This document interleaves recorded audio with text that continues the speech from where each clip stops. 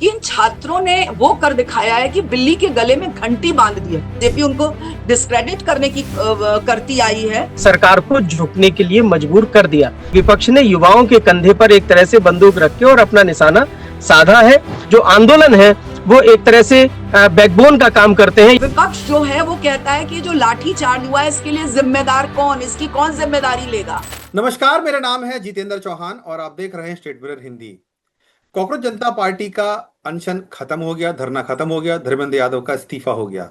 लेकिन इस पूरे प्रकरण में विपक्ष को एक संजीवनी मिल गई है। मानो जिस तरीके से विपक्ष ने एकजुटता दिखाई है इस मुद्दे को लेकर और संसद में एनडीए सरकार को पूरी तरीके से वो घेर रहे हैं। सिर्फ सदन में ही नहीं, सड़कों पर भी कहीं ना कहीं उन पे हावी होते नजर आ रहे हैं। क्योंकि हमने देखा राहुल गांधी ने किस तरीके से इस पूरे पेपर लीक वाले मामले को लेकर जो अपना एक स्टैंड क्लियर किया, प्रधानमंत्री के घर का घेराव तक कर लिया, गांधी स्मृति चले गए, तमाम वो छात्र जो इससे पीड़ित थे उनको साथ लेकर आए। बहुत तरह के इश्यूज थे जिनको राहुल गांधी ने कैश इन करने का प्रयास किया और शायद यही एक प्रेशर पॉलिटिक्स थी जिसके जरिए एनडीए सरकार को जो धर्मेंद्र प्रधान है उनका इस्तीफा लेना पड़ा है और खुद उनको सामने आना पड़ा। तो क्या वाकई में मृत पड़े विपक्ष को एक संजीवनी मिल गई है इस नीट वाले मामले को लेकर? क्योंकि अब वो दूसरी मांग कर रहे हैं कि जिनके ऊपर लाठी डंडे चलाए गए, पैलेट गन चलाई गई हैं और एफआईआर दर्ज की गई हैं, उसको लेकर वो अमित शाह को घेर रहे हैं।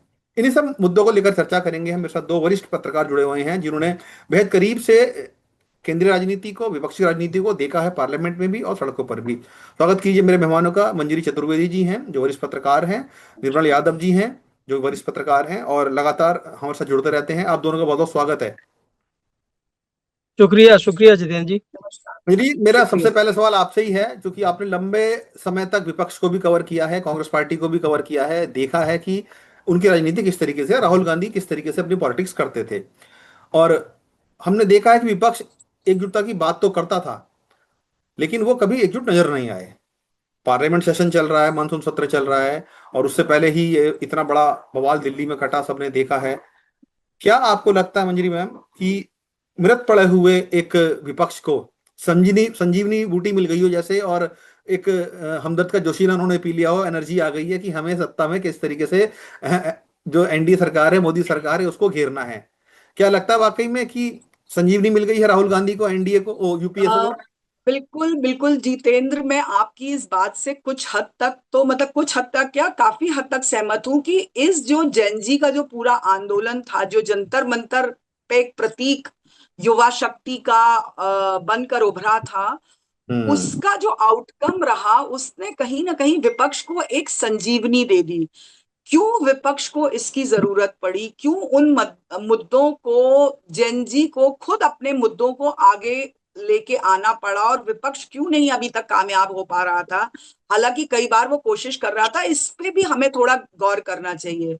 देखिए, अगर जितेंद्र आप अगर इस करीब सवा महीने, 1.5 महीने चलने वाले इस आंदोलन को देखें कि मतलब वो पहले धीरे धीरे वो बिल्टअप हो रहा था। फिर जब 18 तारीख को, 18 जुलाई को सोनम वांगचुक को जब धरना स्थल से उठाया गया, जिस तरीके से उठाया गया, उसके बाद उन बच्चों ने जो धरना दे रहे थे, उन बच्चों ने कॉल की कि हम इस पे 20 तारीख को, 20 जुलाई को हम लोग एक बड़ा प्रदर्शन करेंगे, सरकार को एक मैसेज देने की करेंगे। उसके बाद उस आंदोलन को जिस तरह से सरकार ने हैंडल किया, तो मैं ये कह रही थी कि अभी जो आरएफ का जो है उसका एक इंटरनल उनका मीटिंग होती है, पूरा जो ये पूरा घटना 20 तारीख का घटनाक्रम हुआ, उसके बाद उन लोगों ने, तो उस मीटिंग में बाकायदा ये उभर कर आया कि छात्रों के प्रति कुछ ज्यादा ही जो बल प्रयोग था, या बहुत ज्यादा हम लोगों ने मतलब कदम उठाए गए, एक्सट्रीम कदम उठाए गए जो कि नहीं उठाए जाने चाहिए थे, मतलब वो बहुत ज्यादा। तो अब आप देखिए, सबसे बड़ी जितेंद्र हमें देखना होगा कि अभी तक हो क्या रहा था कि इन छात्रों ने वो कर दिखाया है कि बिल्ली के गले में घंटी बांध दी है। अभी तक क्या हो रहा था कि जब भी कुछ वो हो रहा था तो सरकार पे कोई असर ही नहीं पड़ता था। सरकार हर किसी, 700 किसान मर जाते हैं, किसान आंदोलन 1 साल चलता है, सरकार को कोई वो नहीं होता। लेकिन जब उत्तर प्रदेश का चुनाव आता है तब सरकार उस पर संज्ञान लेती है, क्योंकि उसको समझ में आता है फिर गुरु पर्व के दिन एक संदेश देने के लिए प्रधानमंत्री देश के सामने आते हैं और वो कहते हैं मेरी तपस्या में कुछ कमी रह गई थी जो मैं आपको समझा नहीं पाया। तो इस बीच में जितने भी प्रयास हुए हैं वो था कि ये जो एक मोदी और शाह का जो एक विजय रथ चला जा रहा था उसको कौन रोकेगा, बिल्ली के गले में घंटी कौन बांधेगा, ऐसा नहीं है।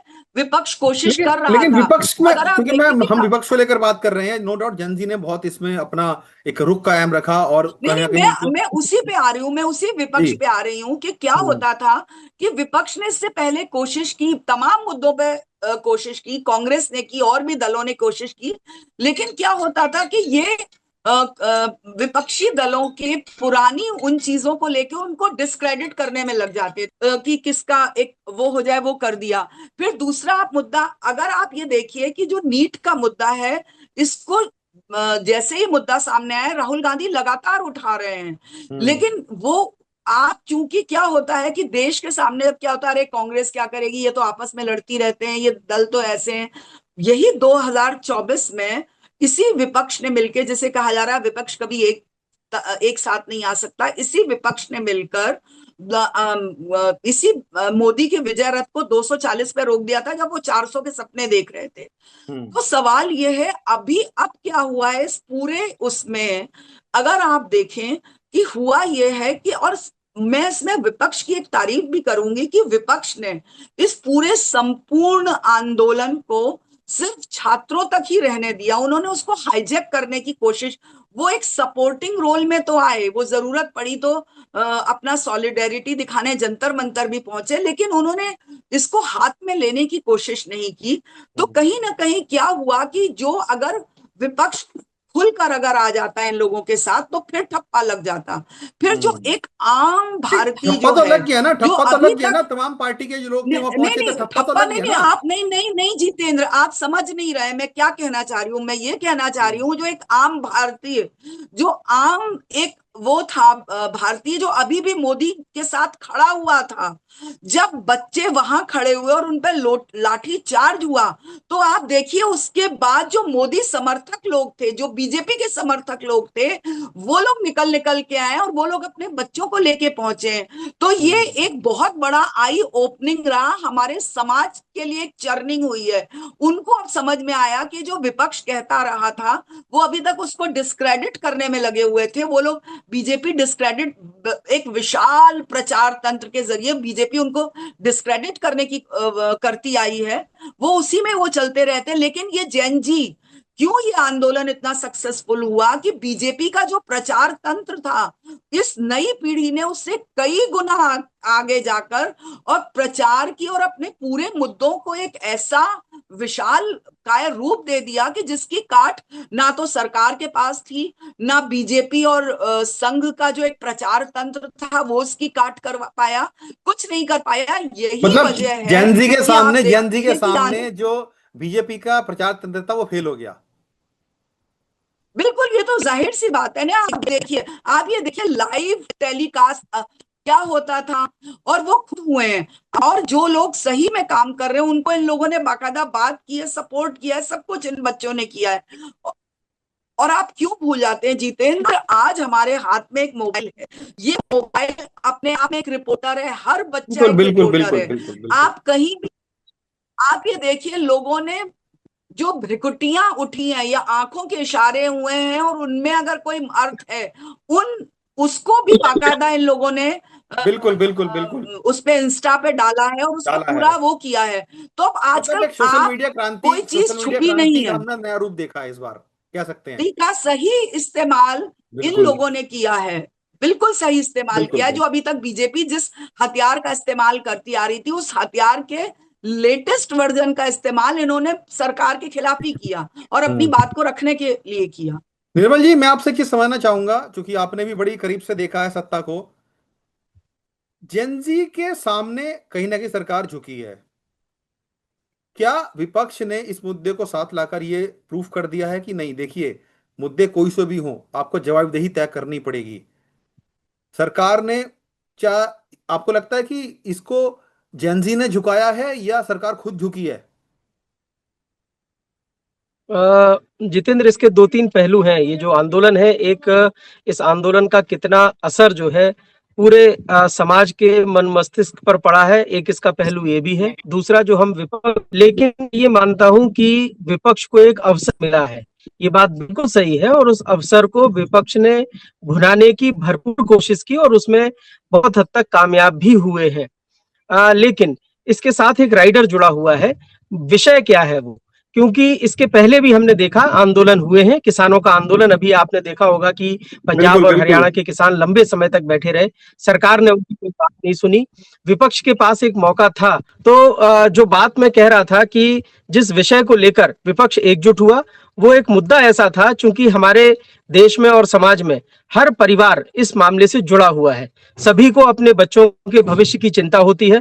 किसानों का जहां तक मामला है या दूसरे अन्य वर्गों की जब हम बात करते हैं, तो एक वर्ग विशेष जो है उसमें शामिल हो सकता है, लेकिन हम एज ए होल पूरी सोसाइटी को इसमें शामिल नहीं कर पाते हैं।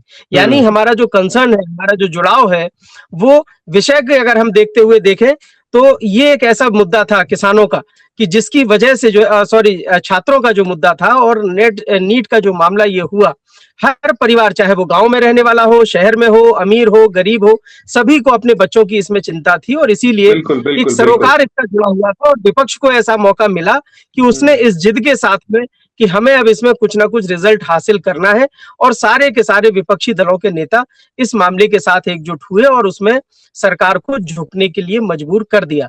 तो बात जो निकल के सामने आ रही है वो ये है कि मुद्दा कितना महत्वपूर्ण है, इसका कितना असर है, और उसको देखते हुए विपक्ष ने इस अवसर को भुनाने की भरपूर कोशिश की है। आगे क्या होगा? अगला सवाल ये आता है कि क्या बिल्कुल। सरकार को अन्य मुद्दों पर भी विपक्ष इसी तरह से झुका पाएगा? मुझे शक है। शक इस वजह से है कि आज भी अगर आप देखें कि ये जो मामला आया जिसमें सोनम वांगचुक की निष्ठा या उनके जो क्रेडेंशियल्स हैं उनको लेकर सवाल खड़े होने लगे। जो इस आंदोलन को लीड कर रहे थे अभिजीत दीपके, उनके जो है वो तमाम सवालों के घेरे में है कि कोई कह रहा है कि बीजेपी की उसी तरह से टीम बनकर उभर रहे हैं जैसे आम आदमी पार्टी निकली थी या अन्ना हजारे का जो आंदोलन हुआ था। यानी आंदोलन की जो एक पवित्रता है, उसकी शुचिता है, मुझे लगता है कि वो जो है अभी उस पे भी सवाल खड़े हो रहे लोगों के हैं। मन में संदेह पैदा कर रही है। तो अगर आने वाले दिनों में जेन जी इसी तरह से अन्य वर्गों के भी मुद्दे उठाता है, तो मुझे लगता है कि आंदोलन के लिहाज से, सिर्फ और सिर्फ स्पेसिफिकली आंदोलन के लिहाज से, ये एक बहुत सकारात्मक संकेत है।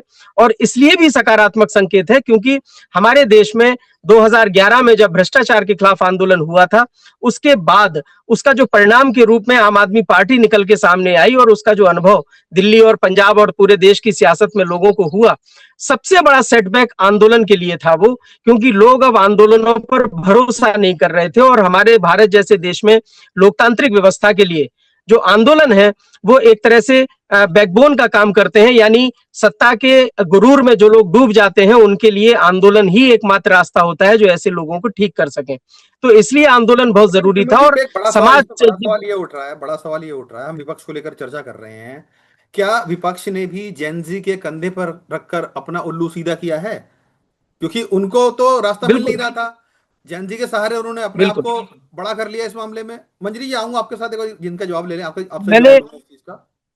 मैंने पहले ही शुरुआत में ही ये कहा कि विपक्ष को एक अवसर मिला मुद्दे के रूप में, और उस अवसर की जो संगीनता थी, उसकी जो गंभीरता थी, उसको समझा, उसको भांपा और उस अवसर को भुनाने में कामयाबी हासिल की। ये बिल्कुल सही बात है कि विपक्ष ने युवाओं के कंधे पर एक तरह से बंदूक रख के और अपना निशाना साधा है।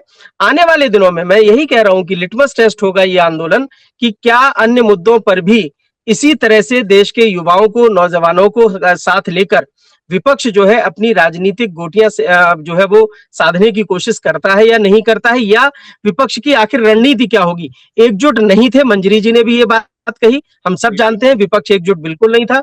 मौका एक मिला है, क्या ये मौका सिर्फ इसी एक विषय तक सीमित रहेगा, ये एक बड़ा सवाल है। दूसरा, आने वाला अब जो समय है वो चाहे 2027 हो या 2029 हो, अब सभी के लिए, ना केवल सत्ता पक्ष बल्कि विपक्ष के लिए भी एक बहुत बड़ा चुनौती भरा समय है ये, क्योंकि इसमें सबको एकजुट होना है। दूसरा, जो मॉनसून सत्र भी चल रहा है, सिक्के का एक दूसरा पहलू भी है जिस पर हमें डिस्कस करना पड़ेगा, और वो ये है कि क्या वास्तव में इस आंदोलन को लेकर सत्ता पक्ष ने भी अपने कुछ निशाने साधे हैं। मुझे ऐसा लगता है कि इसके पीछे के निहितार्थ कुछ और थे। सरकार को भी, सत्ता पक्ष को भी बहुत कुछ इसमें मिला है। अभी मॉनसून सत्र जब चल रहा है, संसद में जिस तरह से दो बड़े जो बिल है उनको बिल है पारित जो कराने के लिए पिछले सत्र को लेकर सत्ता पक्ष कोशिश कर रहा था। देखना पड़ेगा कि क्या इस आंदोलन की पृष्ठभूमि में इन दो बिलों को पारित कराने की एक कवायद जो है वो चल रही थी या नहीं चल नहीं, रही थी। ये सब कवायद चीजें तो अभी होगी निकल के बिल्कुल, इसमें सामने कोई आएंगी। तो राय नहीं है। कवायद तो होगी मंजरी जी। मैं आपसे समझ रहा हूँ कि पार्लियामेंट तो आपने बड़ी करीब से देखा है।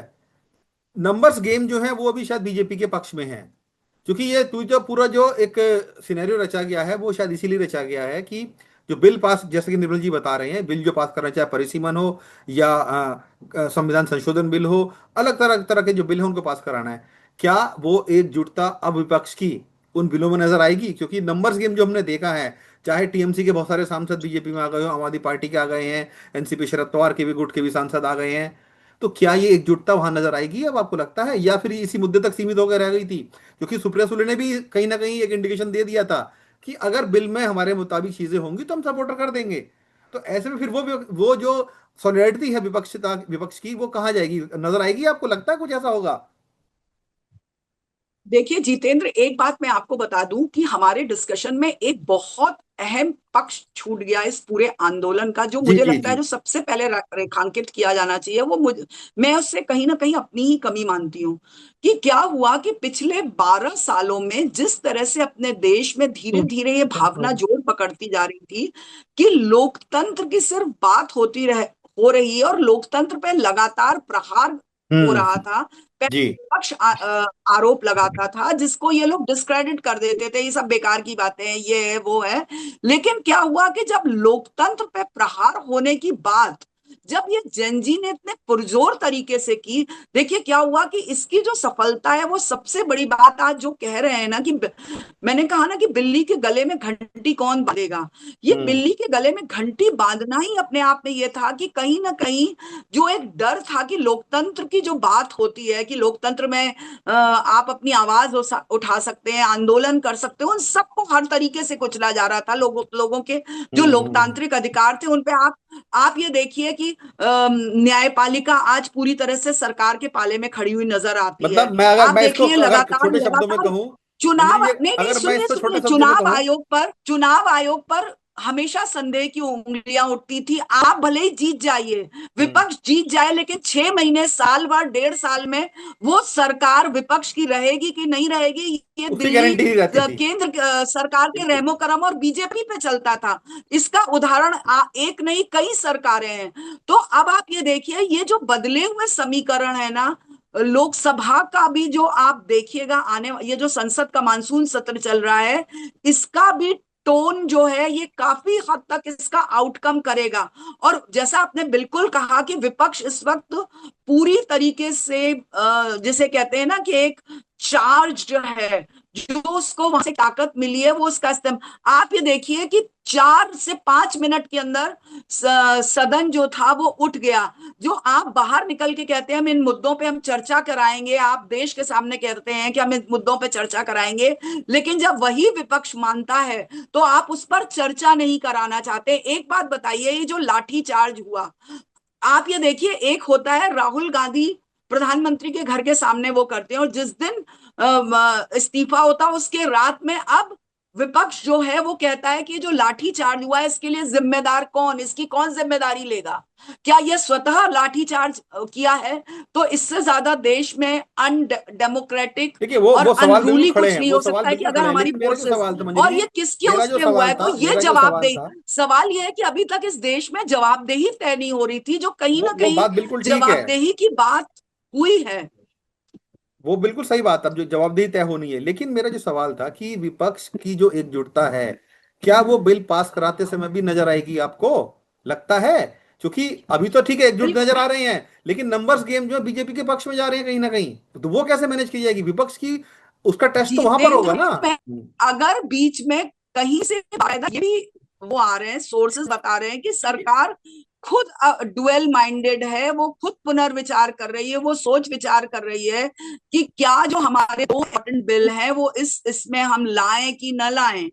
अगर सरकार अपने फैसले पर पुनर्विचार कर रही है, उस पर सोच विचार कर रही है, तो जितेंद्र आप मानिए कि कहीं ना कहीं ये सरकार के अंदर भी संदेह है कि हम इसे पास करा पाएंगे कि नहीं करा पाएंगे बदली हुई परिस्थितियों में। क्या जिनको हम एक डर से, एक उससे विपक्षी दलों को, चाहे वो एनसीपी के लोग हैं या शिवसेना के लोग हैं, हम उनको अपने खेमे में लाने के लिए तैयार कर लिया है, क्या हम उनको अपने साथ बनाए रख पाएंगे? आप एक छोटी सी चीज देख लीजिए, अगर सरकार इतनी कॉन्फिडेंट है तो हाउस में आज भी टीएमसी के जो बागी 20 लोग गए हैं, जो बीजेपी के संग, मतलब एक नई जो पार्टी के नाम पर, त्रिपुरा की पार्टी के नाम पे आए, उनका भी अभी उनको स्पीकर ने रिकॉग्नाइज नहीं किया है। उनके बैठने की जो जगह है वो आज भी अगर आप देखिए वो टीएमसी के ही सदस्य बताए जा रहे हैं।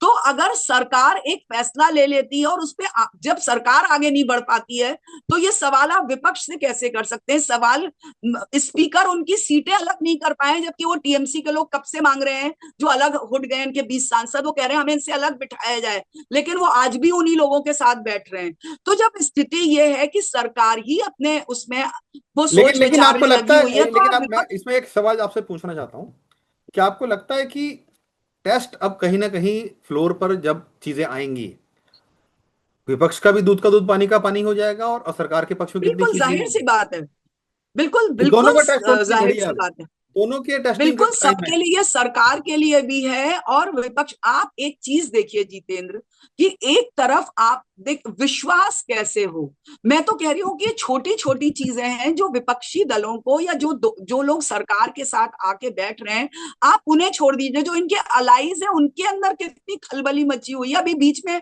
जब ये पूरा आंदोलन चल रहा था, टीडीपी इतना परेशान था हम्म क्योंकि वहां पे लोगों का हैदराबाद में इतना वो कुछ हुआ है। तो आप एक चीज आप ये भी देखिए ना कहीं आप एक तरफ आपने, सरकार ने सब, और सीजेपी के लोगों ने आके बाकायदा प्रेस कॉन्फ्रेंस कहा, जिसमें जो उनकी 3-4 मांगे थी, उनमें कहा गया कि इस आंदोलन में जिन लोगों ने भी भाग लिया है उनके खिलाफ कोई कार्यवाही नहीं कार्रवाई होगी। नहीं होगी, आप बिल्कुल देख, बिल्कुल। क्या निर्मल जी कहते से हैं, थोड़ी पटना चर्चा में करते 20 हैं। लोगों के खिलाफ हुई है, वेस्ट बंगाल में 14 लोगों के खिलाफ हुई है, यहां तक कि आसाम में 3 लोगों के खिलाफ हुई। और वो 3 लोग कौन थे? वो तो उन्होंने प्रदर्शन भी नहीं बिल्कुल किया, बिल्कुल बिल्कुल। वो सिर्फ निर्मल जी, प्रदर्शन थोड़ा के लिए निर्मल जी वो को जोड़ लेने दें, गए थे, निर्मल जी से परमिशन थोड़ा। लेने गए थे, उसके लिए ये हो गया। तो अगर सरकार, आप अभी तक भी आपके प्रति लोगों के अंदर आशंका है और आप अपने कहे पे फिर पलटते जा रहे हैं, फिरते जा रहे हैं, तो आप कैसे लोगों में विश्वास कायम कर बिल्कुल पाएंगे? निर्मल जी, मेरा सवाल मेरा आपसे भी यही रहेगा, क्या आपको लगता है कि राजनीतिक समझ जो आपकी क्या कहती है कि नंबर्स गेम में कहीं ना कहीं जो विपक्ष है वो कमजोर पड़ जाएगा जब बिल की बारी आएगी, लेकिन अभी जो एकजुटता है वो नजर आ रही है।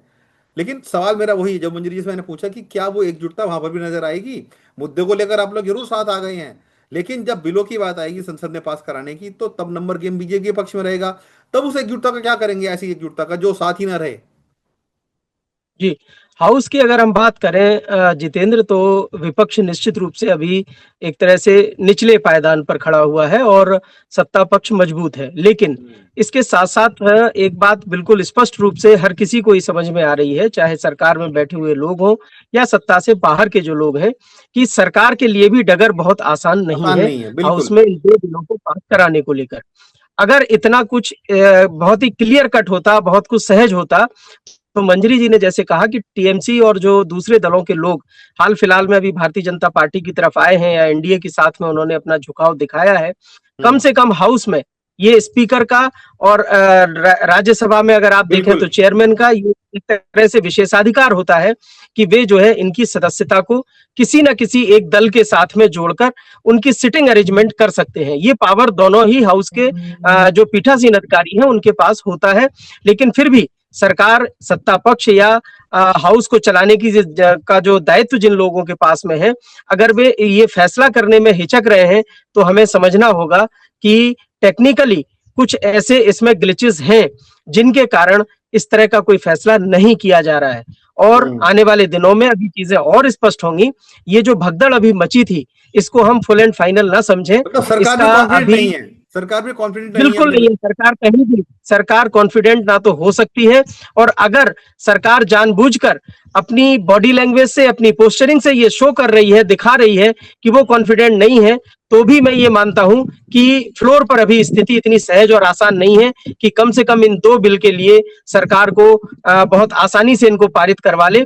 लेकिन इसके साथ साथ विपक्ष की जो एकजुटता है उसको अभी मुद्दों के आधार पर तय करना बाकी है, क्योंकि शरद पवार का जो अपना एक गुट है, या हम द्रमुक की बात कर ले डीएमके की, इनको लेकर अभी एक तरह से डोलड्रम की स्थिति बनी हुई है। ऊहापोह की और स्थिति है। सरकार भी, बिल्कुल सरकार भी अभी हर पल परिस्थितियों को तौलकर विचार करके ही एक एक कदम आगे बढ़ा रही है। और यही वजह है कि अब तक जो हाउस का बिजनेस होता है, आने वाले दिनों में जो इसको तय करने की जिम्मेदारी जिन लोगों की है, वो अभी ये तय नहीं कर पाए हैं कि हमें किस दिन इन बिल्स को टेबल करना है। जितिन, बिल्कुल, मेरा आखिरी सवाल है क्योंकि कुछ ही क्षण हमारे पास रह गए हैं, दोनों से है, फटाफट उसका आंसर दीजिएगा। क्या संजीवनी बूटी लंबी चलेगी या निष्क्रिय हो जाएगी थोड़े दिनों में? ये तथ्य एवं परिस्थितियों पर निर्भर करता है। हाँ। आने वाले दिनों में राजनीति जिस तरह से बदल रही है हमारे देश में, और एक माहौल बन गया है अभी, मुझे लगता है लोहा गर्म है, चोट करने का समय बिल्कुल माकूल है ये, और हाँ, विपक्ष को इस अवसर को गंवाना नहीं चाहिए। ये गंवाना मौका नहीं बार चाहिए। बार अब नहीं आएगा, क्योंकि पिछले बिल्कुल। 10-12 सालों से हम लगातार देख रहे हैं सभी विपक्षी दल इस अवसर की तलाश में थे। नियति का धन्यवाद देना होगा इन सभी दलों को कि उनको एक मौका मिला है, और इस मौके को यूं ही ना जो है वो गंवाएं, एक अच्छे अवसर की तरह इसको लें। और एक एकजुटता कोई बहुत बड़ा लक्ष्य नहीं है, अगर अपने रीजनल इंटरेस्ट को थोड़ा थोड़ा दरकिनार करते चले तो मुझे लगता है रास्ता मिलेगा विपक्ष को। मंजरी जी, आपका टेक फटाफट से 1 मिनट के अंदर। मेरा जितेंद्र इसमें यही कहना है कि आज हम उस जगह पे आ गए हैं कि जेनजी की ताकत जो है, या मुद्दों को लेके अब समाज में जो एक जागरण आया है, वो सिर्फ उसका संकेत, और जो एक जिससे कहते हैं ना कि वो संदेश सिर्फ सरकार के लिए नहीं है, वो विपक्ष के लिए भी है। तो लोकतंत्र में चाहे सरकार, सत्ता पक्ष हो या सरकार, जिसने अपनी भूमिका नहीं निभाई, ये और खास करके ये जो बच्चे हैं, ये आने वाले समय में दिशा तय करें। तो अब ये दोनों ही पक्षों को सोचना होगा कि हमें क्या करना है। हमें कोई भी चीजें इसको फौरी तौर पे लेना है, हमें अपने जो कहते हैं ना छोटे छोटे स्वार्थों और हितों के से वो संचालित हुआ है। देश के हित में एक बड़े कारणों, बड़े कॉज को लेकर हमें अपनी रणनीति बनानी है। तो मुझे लगता है कि ये सत्ता और विपक्ष दोनों के लिए ही आत्ममंथन का विषय है। बिल्कुल, आपने सही कहा कि जो जेनजी है, कहीं ना कहीं उस नाम की जो संजीवनी थी विपक्ष को मिल जरूर गई है, लेकिन उस जड़ी बूटी का इस्तेमाल विपक्ष किस तरीके से करता है, कितने लंबे समय तक कर पाता है, वो देखना बड़ा दिलचस्प होगा। लेकिन एकजुटता अभी तो फिलहाल नजर आ रही है, लेकिन टेस्टिंग टाइम कहीं ना कहीं सत्ता दल के लिए भी है और सत्तारूढ़ी विपक्ष के लिए भी है। बहुत दिलचस्प होने वाला है राजनीतिक घटनाक्रम इस मानसून सत्र का। शुक्रिया हम साथ जुड़ने के लिए, पूरी जानकारी शेयर करने के लिए। लेकिन बहुत कुछ अभी होना बाकी है। जेएनसी के कंधे पर रखकर बंदूक जरूर चली जा रही है, लेकिन कहीं ऐसा ना हो कि मिसफायर कर जाए ये किसी विपक्ष के लिए या सत्ता दल के लिए। शुक्रिया हमसे जुड़ने के लिए।